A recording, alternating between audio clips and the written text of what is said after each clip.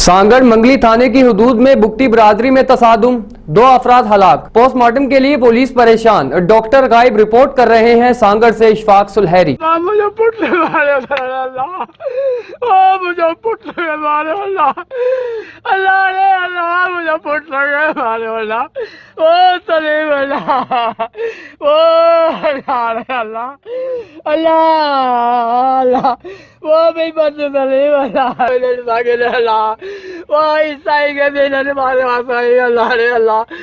मंगली पुलिस थाने के हदूद में चक्र नंबर 2 पठान में साबिक सदर डिस्ट्रिक्ट बार जफर हयात के हारी, जिनका ताल्लुक बुगटी कबीले से है, घरेलू तकरार पर तसादम में एक कजन सलीम बुगटी ने बंदूक का फायर कर अपने कजन जुमन बुगटी को कत्ल कर डाला। रद्द अमल में घर में मौजूद अफराद ने डंडों से वार करके सलीम बुगटी को भी कत्ल कर डाला। पुलिस को साबिक सदर जफर हयात के खिलाफ पुलिस ने मौका पर पहुंचकर तहवील में लेकर फेरे में सिविल हॉस्पिटल सांगड़ पहुंचा, जहाँ सांगड़ जोल मंगली चुटियारों की पुलिस ने पहुंचकर हालात को अपने कंट्रोल में लिया। कई घंटों तक लाश पोस्टमार्टम के लिए सिविल हॉस्पिटल में पड़ी रही। सिविल हॉस्पिटल की इंतजामिया डॉक्टर पोस्टमार्टम के लिए नहीं पहुंचे। पुलिस का कहना था कि दोनों कत्ल होने वाले अफराद आपस में कजन थे और घरेलू तकरार की वजह से एक दूसरे को कत्ल किए। पुलिस मजीद तशवीश कर रही है। अब इनका पता करते हैं। फिलहाल तो इधर ले आए डेड बॉडी को, पीछे है हमारी पुलिस है, देखते हैं बताते हैं आपको।